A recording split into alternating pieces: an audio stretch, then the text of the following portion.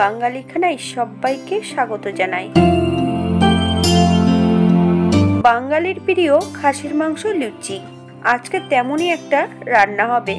রান্নাটা কিন্তু খুব পুরনো দিনের। আপনারা তো অনেকভাবে খাসির মাংস রান্না করে খেয়েছেন। আমার মতন করে সহজ পদ্ধতিতে আপনিও শিখে নিন ছোট ছোট টিপস সহ। তবে আমি আজকে এখানে কম তেল মশলায় কিভাবে খাসির মাংস রান্না করলাম, চলুন সেটা একবার দেখে নেওয়া যাক। আজকে রান্না করব খাসির মাংস। 600 গ্রাম খাসির মাংস বেশ ভালো করে ধুয়ে নিয়েছি। ধোয়ার পর 2 থেকে 3 চামচের মতন সরষের তেল মাংসর গায়ে লাগিয়ে রেখেছি 10 মিনিট আগে। মাংস ধোয়ার পদ্ধতি ভিডিওর শেষে লিঙ্কটা অ্যাড করব, আপনারা দেখে নেবেন। আমি মাংসগুলোকে ঘরোয়া পিস করে নিয়েছি। আপনারা আপনাদের পছন্দ মতন মাংসগুলো পিস করে নেবেন। পেঁয়াজগুলোকে বেশ মিহি করে কেটে রেখেছি। কিছু মশলা বেটে রেখেছি। মিডিয়াম সাইজের 4টে পেঁয়াজ বেশ সরু করে কেটে নিয়েছি। 2 চামচ নুন, আদা জিরে ধনে একসঙ্গে বেটে রেখেছি 2 চামচ, শুকনো লঙ্কা বাটা 2 চামচ, হলুদ গুঁড়ো 1 চামচ, মিডিয়াম সাইজের একটা রসুন 80% মতন বেটে নিয়েছি, হাফ চামচ গোলমরিচ গুঁড়ো, হাফ কাপের মতন সর্ষের তেল। নুনটা স্বাদ অনুসারে আপনারা অ্যাড করবেন। মশলা সহ মাংসের সঙ্গে বেশ ভালো করে মাখিয়ে নিতে হবে।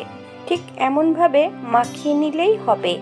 এই পর্যায়ে আমি 5-6টা কাঁচা লঙ্কা অ্যাড করেছি, দারচিনি এলাচ লং 2টো তেজপাতা 1টা কালো এলাচ। আপনারা যদি পছন্দ করেন তাহলে পরিমাণে বাড়িয়ে দিতে পারেন। ম্যারিনেট করা মাংসগুলো 10 মিনিটের জন্য রেস্টে রেখে দিতে হবে। আপনাদের হাতে যদি বেশি সময় থাকে তাহলে বেশি সময় রেখে দিতে পারেন। একটা কড়াইতে বেশ কিছুটা সর্ষের তেল অ্যাড করেছি। হাফ চামচ নুন আর হাফ চামচ হলুদ গুঁড়ো দিয়ে আলুগুলোকে ভেজে নিতে হবে। আমি এখানে 2টো মিডিয়াম সাইজের আলু ছোট টুকরো করে নিয়েছি। আপনারা আপনাদের পছন্দ মতন আলুগুলো কেটে নেবেন। 5 থেকে 7 মিনিটের মতন আলুগুলো ভেজে তুলে নিতে হবে। একই তেলে রান্না করব। সম্পূর্ণ ম্যারিনেট করা মাংসগুলো তেলের মধ্যে অ্যাড করতে হবে। প্রথমে হাই ফ্লেমে 5 মিনিট বেশ ভালো করে কষিয়ে নিতে হবে। এমন নিত্য নতুন রেসিপি পাওয়ার জন্য চ্যানেলটি সাবস্ক্রাইব করবেন। পাশে থাকা বেলটা কিন্তু বাজিয়ে দেবেন, নইলে নোটিফিকেশন পাবেন না। 5 মিনিট পর মিডিয়াম আঁচে আবারও আমি 10 মিনিটের মতন মাংসগুলোকে বেশ ভালো করে কষিয়ে নেব।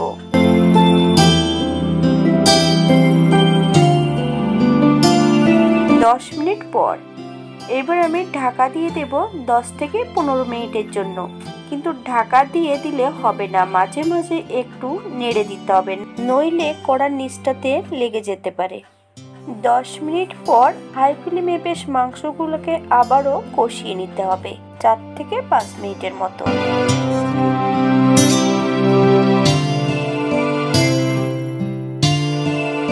এই পর্যায়ে সম্পূর্ণ ভেজে রাখা আলুগুলো অ্যাড করতে হবে। মিডিয়াম আঁচে আবারও আমি 5 থেকে 7 মিনিটের মতন আলু এবং মাংস সহ কষিয়ে নিতে হবে। নতুন এবং পুরনো যারা ভিডিওগুলো দেখছেন তাদের অসংখ্য ধন্যবাদ।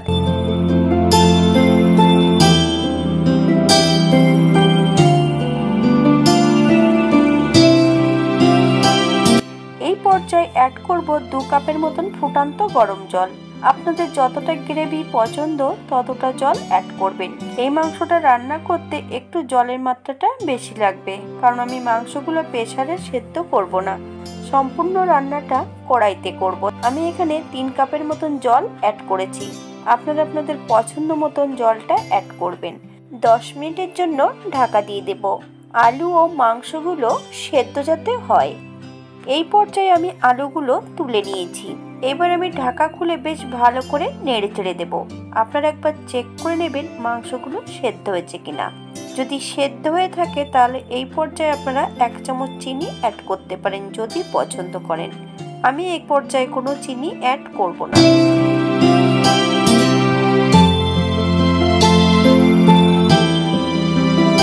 এই পর্যায়ে অ্যাড করব 1 চামচ গরম মশলা বাটা। আপনারা গুঁড়োটাও অ্যাড করতে পারেন। বেশ হালকা হাতে নেড়ে চেড়ে মিশিয়ে দিতে হবে। আমি এই পর্যায়ে গ্যাসের ফ্লেমটা অফ করে দিই। 5 মিনিটের জন্য স্ট্যান্ডিং টাইম দিতে হবে। তারপর সার্ভ করব। আপনাদের হাতে যদি সময় কম থাকে তাহলে মাংস কষানোর পর প্রেসার কুকারে রান্নাটা করে নিতে পারেন। মাংসর রংটা কিন্তু হয়েছে লাল। আমি এই পর্যায়ে কোনো কাশ্মীর লঙ্কার গুঁড়ো অথবা ফুড কালার অ্যাড করিনি। আমি শুধু শুকনো লঙ্কা বাটাটাই অ্যাড করেছি। মাংস যত ভালো করে কষাবেন ততটা খেতে সুস্বাদু হবে এবং মাংসর রংটা ঠিক অমনই হবে। এটা দেখতে যেমন ভারী সুন্দর হচ্ছে, এটা গরম ভাত, রুটি সবকিছুর সঙ্গে অসম্ভব ভালো লাগবে। আপনারা বাড়িতে একবার একই পদ্ধতিতে বানিয়ে নেবেন। তেল মশলার পরিমাণ খুবই কম, সম্পূর্ণ ঘরোয়া উপকরণ দিয়ে তৈরি। সবাই সুস্থ থাকবেন, ভালো থাকবেন। অন্যদিন একটা নতুন রেসিপি নিয়ে আপনাদের সামনে আবার আমি হাজির হব। যদি হাতে সময় থাকে তাহলে একটা লাইক কমেন্ট করে পাশে থাকবেন। ভিডিওটি দেখার জন্য ধন্যবাদ।